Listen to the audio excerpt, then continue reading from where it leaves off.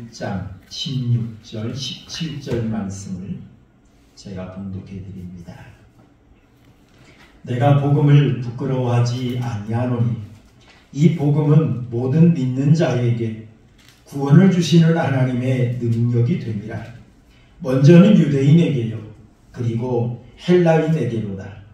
복음에는 하나님의 의가 나타나서 믿음으로 믿음에 이르게 하나니 기록된 바 오직 의인은 믿음으로 말미암아 살리라 함과 같으니라. 아멘. 지금으로부터 한 30년 전일 것 같습니다. 1993년 12월인가요? 우리 총신대학교 신학대학원 입학시험을 볼 때에 논술 시험 문제가 있었습니다. 그 내용이 뭐냐면 인간 복제에 대해서 논하시오라고 하는 그런 내용이었어요.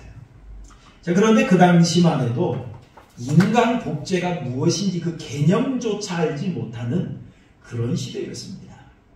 그래서 제 기억으로도 많은 분들이 시험지를 작성하지 못하고 그냥 나갔던 그런 수험생들이 있었던 것이 기억이 납니다. 그때 저는 인간을 복제하는 것은 하나님의 권위에 도전하는 것이다.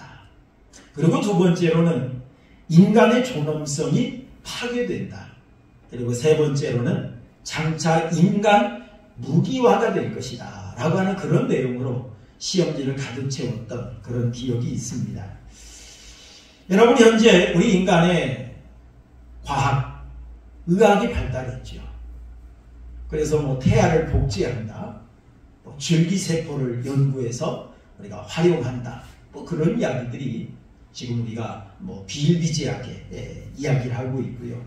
그리고 도표 한 장 하나 넘겨주시면 2019년 기준입니다. 통계청에서 발표한 것인데 암 환자 5년 이상 생존율이 70.7%라고 하는 보고가 나왔습니다. 옛날에는 참 암에 걸리면 거의 사망하시는 줄 알았는데 이제는 5년 이상 생존율이 70%가 넘어간다. 자, 그만큼 우리 과학이 발달하고 의술이 발달한 그런 시대에 우리가 살아가고 있습니다. 또 여러분, 우리가 자동차도 어떻습니까? 자율주행 시대에 우리가 살고 있지 않습니까? 우리가 보통 시내에서는 잘 활용하지 않습니다만 고속도로에 가면 많은 분들이 자율주행을 하고 있어요. 그만큼 이 발달한 시대에 우리가 살아가고 있는데요. 여러분, 그렇다면 우리 인간을 죄와 사망으로부터 구해낼 수 있는 그런 기술은 없을까요? 오늘 본문의 말씀을 보면 바울 사도는 인간을 죄와 사망으로부터 구원해낼 수 있는 그 능력에 대해서 우리에게 소개하고 있는 걸 발견해 볼 수가 있습니다. 여러분, 16절 말씀 우리 한번 읽어볼까요? 16절 함께 봅니다. 시작. 내가 복음을 부끄러워하지 아니하노니 이 복음은 모든 믿는 자에게 구원을 주시는 하나님의 능력이 됨이라. 먼저는 유대인에게요, 그리고 헬라인에게로다 라고 이야기를 했습니다. 바울 사도는 이 복음은 모든 믿는 자에게 구원을 주시는 하나님의 능력이 된다라고 소개하고 있어요. 먼저 우리가 살펴볼 내용이 그 앞에 있는 말인 것 같아요. 내가 복음을 부끄러워하지 아니하노니라고 이야기를 했습니다. 여러분, 이 복음이라고 하는 것은 기쁜 소식이라는 말이에요. 복된 소식, 좋은 소식이다, 이런 이야기입니다. 사실 이 복음이란 하나님의 독생자이신 예수 그리스도께서 인간의 몸을 입고 이 땅에 오셔서 인류의 죄를 위해 죽으시고 사망 권세에 이기시고 부활하심으로 말미암아 구원자가 되셨다라고 하는 이 소식이 바로 복된 소식입니다. 우리 인간이 죄로 말미암아 영원한 지옥 형벌을 받아야만 했고 영원히 멸망받아야만 했던 우리 인간에게 구원자가 오셨다라고 하는 것은 기쁜 소식이요, 좋은 소식이요, 복된 소식입니다. 그런데 그 당시에 이 로마 시대에는 이 복음을 부끄러워하는 그런 시대였습니다. 여러분, 이 로마는 그 당시 세계를 제패하는 그러한 나라였습니다. 여러분, 지도를 한 장 보시면 지금 로마가 그 당시 지중해를 중심으로 해서 점령했던 그 지역들을 시대별로 이렇게 색깔별로 표시해 놓은 걸 볼 수가 있어요. 지금 이 색깔별로 되어 있는 이곳들이 이제 지금 이 로마가 그 당시에 점령했던 그런 지역인데요. 나중에는 저 영국에까지 한 125년 그 정도에는 영국에까지 세력이 펼치는 그런 아주 거대한 그런 나라였습니다. 그러다 보니까 로마 육군은 세계를 제패를 했고요. 로마의 해군은 지중해 해상권을 장악했고요. 로마의 법은 사람의 죽고 사는 것을 결정했습니다. 로마의 도로는 세계를 그물망으로 연결시키는 그러한 역할을 했고요. 로마의 화폐는 당시의 경제의 가치를 지배하는 그런 나라가 되었습니다. 그래서 로마의 깃발은 엄청난 권력의 상징이기도 했습니다. 그런 상황에서 이 로마 사람들은 이러한 것들을 자랑했어요. 우리 힘, 우리의 경제력, 우리의 지배력, 우리의 영향력, 이런 것들을 자랑하던 시대가 바로 이 로마 시대였습니다. 이 로마 사람들이 바라볼 때에 인류를 구원하기 위해서 십자가에 못 박혀 죽으신 예수, 이 예수는 미련한 것에 불과할 뿐이었습니다. 그리고 그 당시 유대인들이 볼 때에도 십자가에 못 박혀 죽은 예수는 저주의 상징물에 매달려 죽은 실패자에 불과했던 것입니다. 그러다 보니까 그 당시에 십자가는 결코 자랑거리가 될 수가 없었어요. 너무너무 어리석은 일이고 너무너무 부끄러운 그런 일이었습니다. 사실 이 로마서를 쓰고 있는 이 사도 바울도 예수님을 만나기 전에는 십자가의 도가 매우 미련한 것이라고 생각을 했습니다. 그래서 교회를 박해했고요. 예수 믿는 사람들을 잡아 죽인 일에 앞장섰던 사람이 바로 이게 바울이었습니다. 그런데 예수님을 만나고 난 후에는 이 복음을 자랑하고 이 복음을 증거하는 그런 일에 힘을 썼던 걸 볼 수 있지 않습니까? 여러분, 바울 사도가 왜 복음을 부끄럽게 여기지 않았을까요?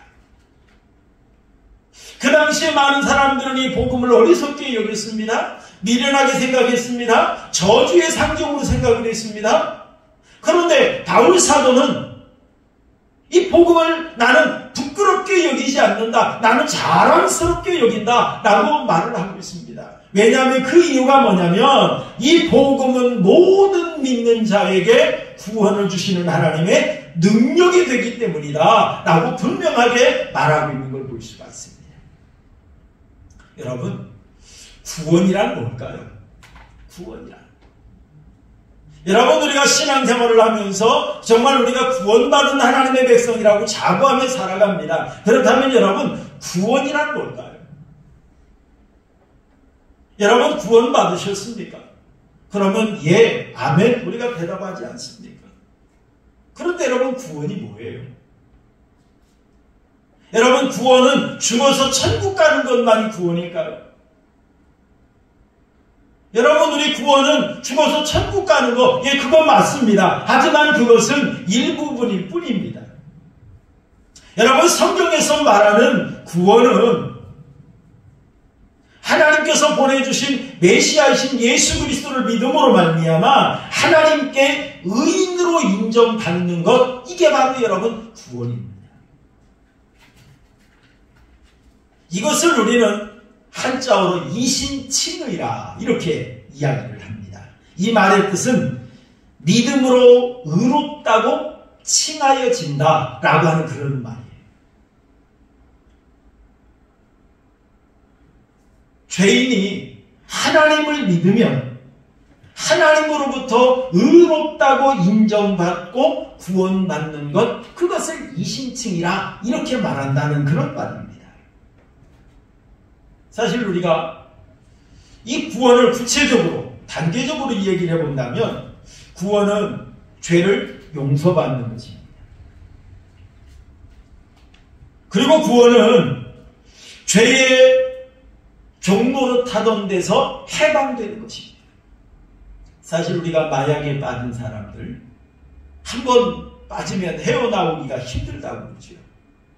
왜 그러냐면 이 마약이 주는 이 쾌락, 이런 것에 빠져들면 빠져나올 수 없다는 거예요. 그런 것처럼 이 죄의 종로, 노예가 한번 되어지고 나면, 죄의 종이 되어지고 나면 거기에서 헤어나올 수가 없다는 거예요.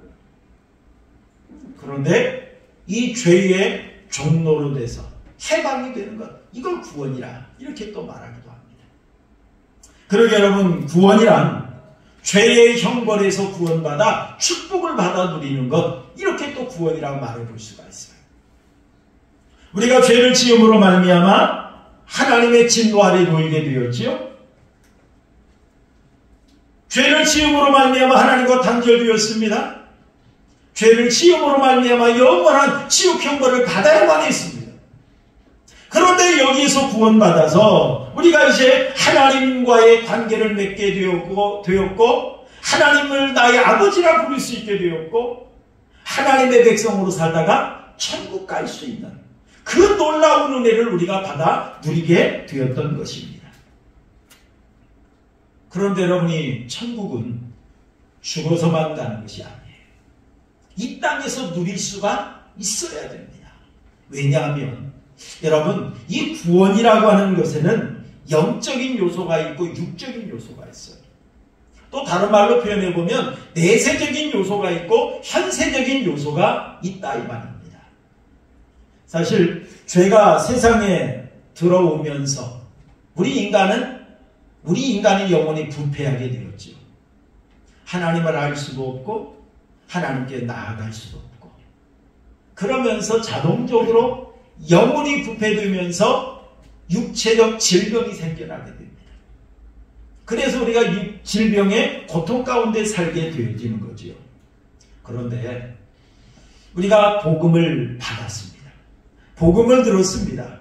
구원의 은혜를 체험했습니다. 그러다 보니까 우리 영혼이 되살아납니다. 진정한 평안과 위로를 맛봅니다. 그동안은 두려움과 불안과 고통 속에 살던 사람이 주님을 만남으로 하나님의 은혜를 체험함으로 구원받음으로 인하여 마음에 평안이 찾아옵니다. 그러다 보니까 육체적인 질병도 고침받는 역사가 있는 거죠. 여러분, 그런 것처럼 구원은 죽어서 천국 가는 것으로 끝나는 것이 아니라, 그것만이 구원이 아니라 구원은 이 세상에서 하나님의 주시는 은혜, 하나님의 놀라운 역사, 이걸 우리가 누리면서 체험하면서 나타내면서 행복하게 살아가는 것, 이게 바로 여러분 구원받은 백성의 삶이라는 사실입니다. 여러분, 이 구원은 그 당시에 막강했던 로마의 권력으로도 만들 수가 없었습니다. 이 구원은 현대에 발달한 과학이나 의학으로도 만들어낼 수가 없습니다.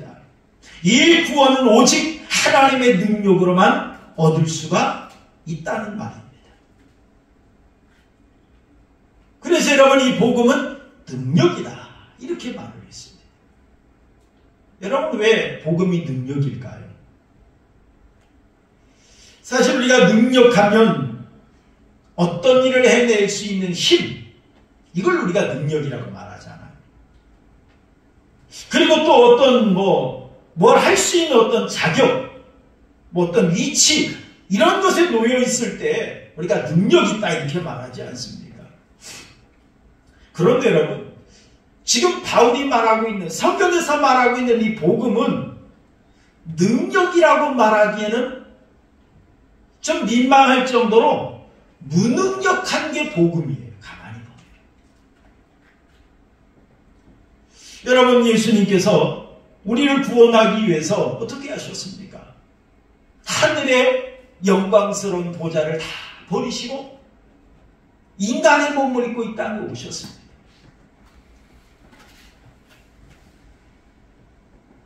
그리고 예수님께서 이 땅에 오실 때에 통치하고 정복하고 대접받기 위해서 오신 것이 아니라 예수님은 섬기러 오셨어요. 종과 같이 섬기기 위해서 이 땅에 오신 분이십니다. 그러한 예수님께서 심판자의 자격이 있는 그런 예수님께서 인간에게 심판을 받아 십자가형에 처리게 되었습니다.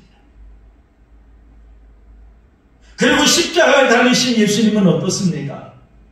아무런 힘도 쓰지 못하고 무기력하게 벌거벗기고 채찍질을 당하고 치욕스럽게 십자가에 못 박혀 죽으신 분이 바로 예수님이십니다.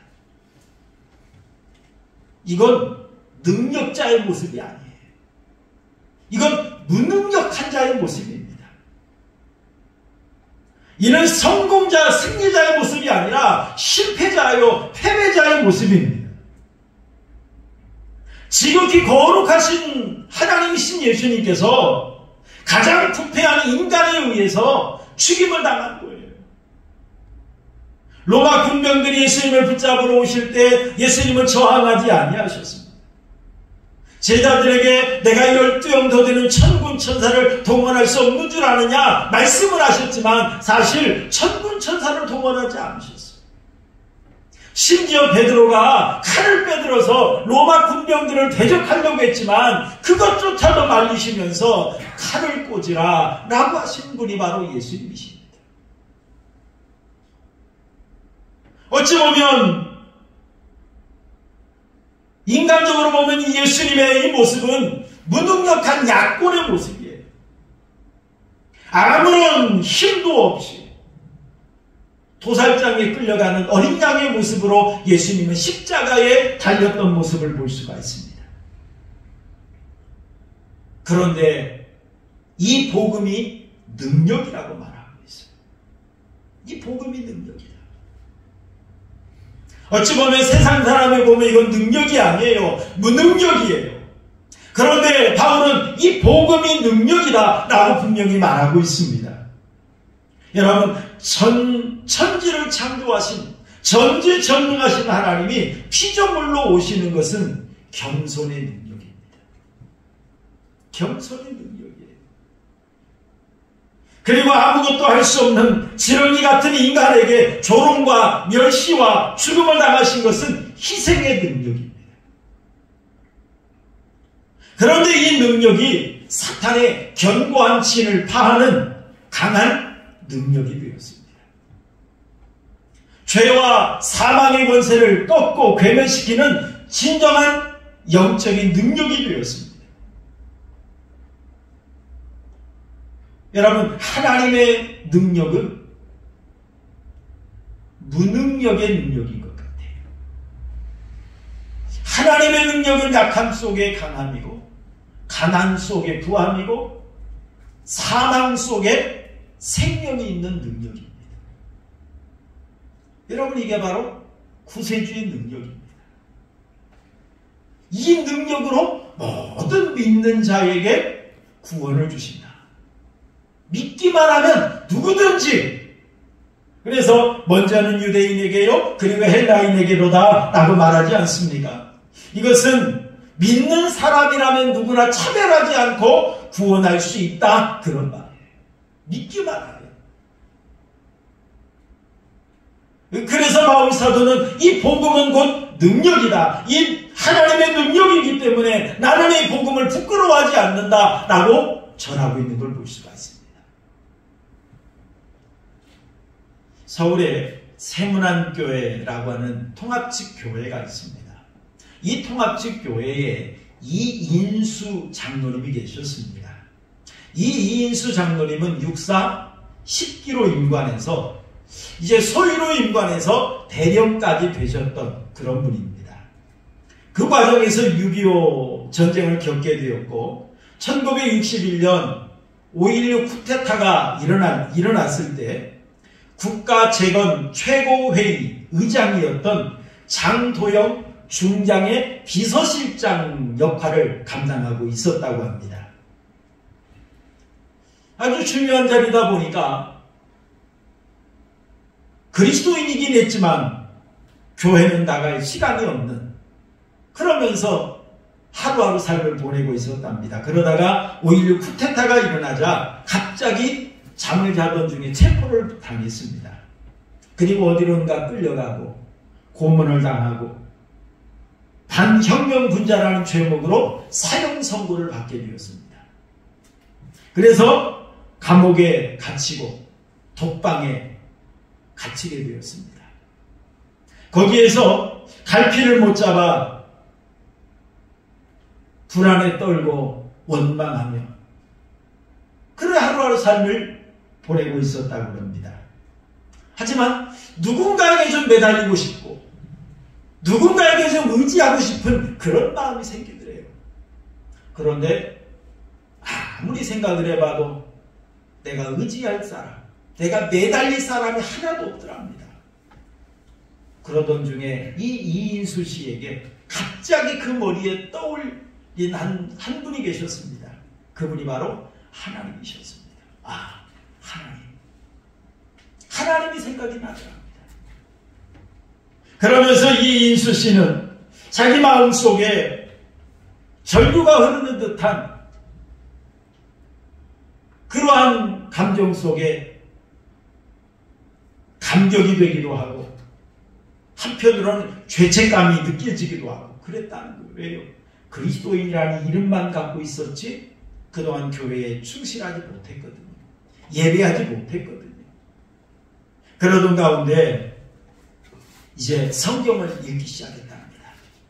성경을 읽고 또 읽고 그런 과정에서 자기 어떤 그동안 허영에 빠져 살았던 이 교만 이런 것들이 하나하나 깨어지고 녹아지기 시작하더랍니다. 그리고 하나님의 은혜를 체험하게 되었대요. 그때 그 당시 고재봉이라고 하는 사람 얘기 아마 많이 들어보셨을 거예요. 1963년 10월 19일 새벽 2시에 강원도 인제군 남면 어론이라고 하는 곳에서 이 도끼로 이득주 중령과 그의 부인 김재옥 씨 그리고 가족 6명을 살해했다가 붙잡혀서 교도소에 들어온 사람이 이게 바로 고재봉이라는 사람입니다.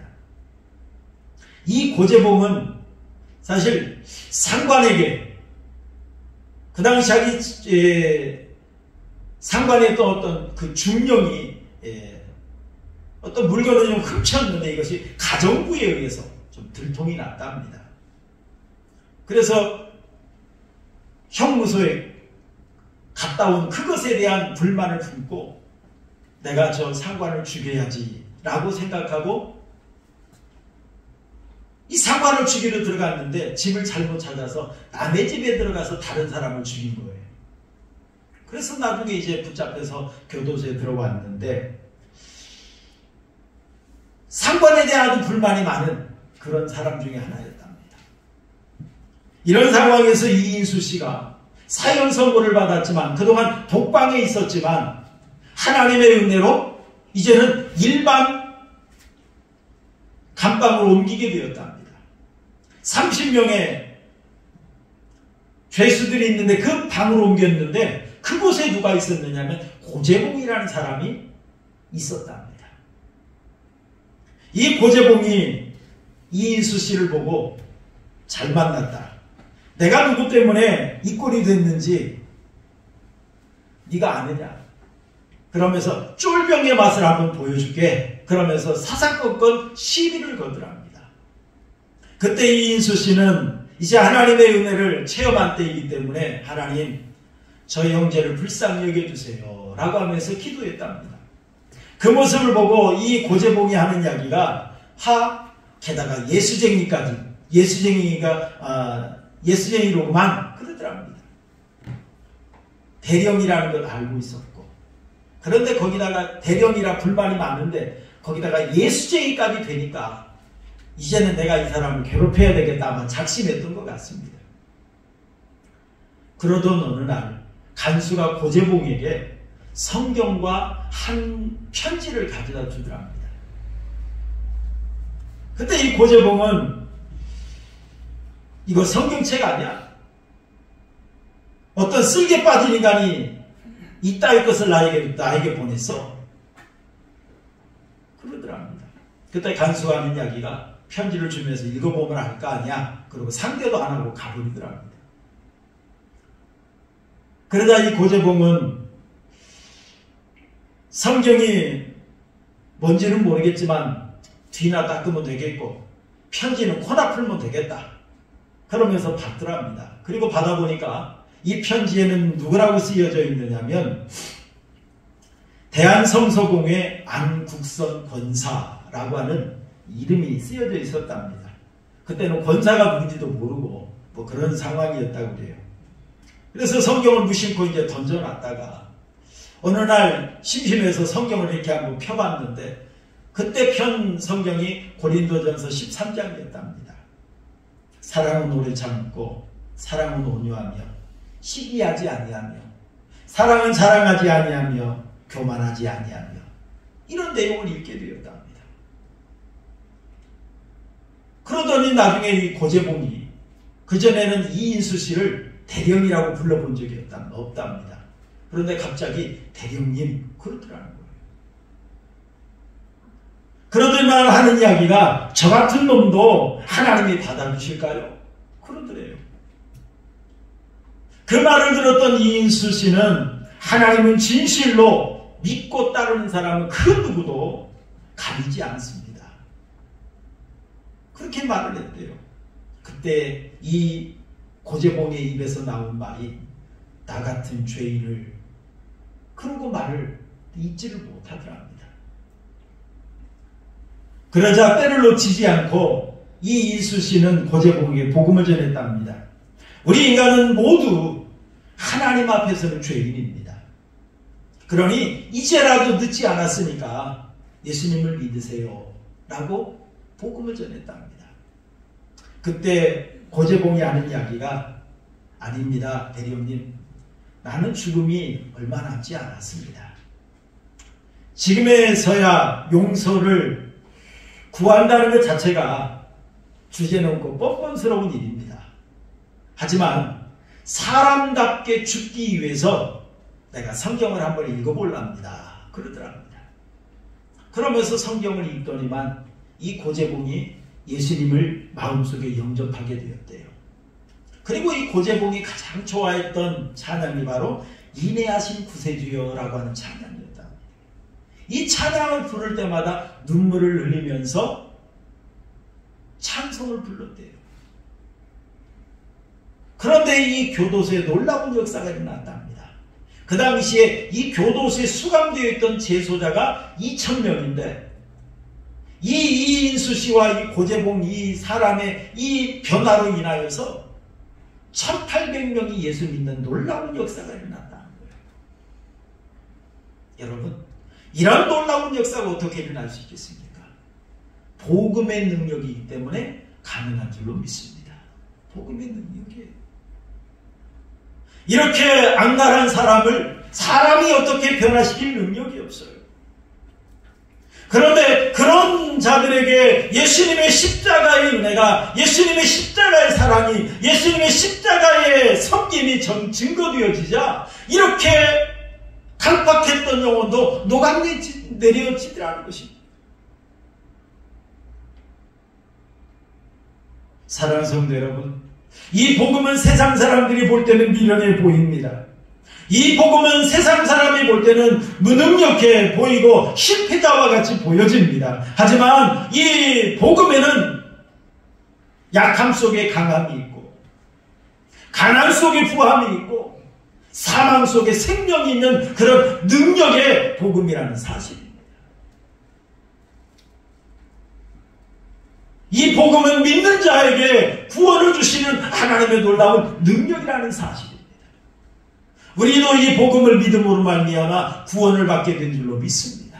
이 복음을 믿음으로 말미암아.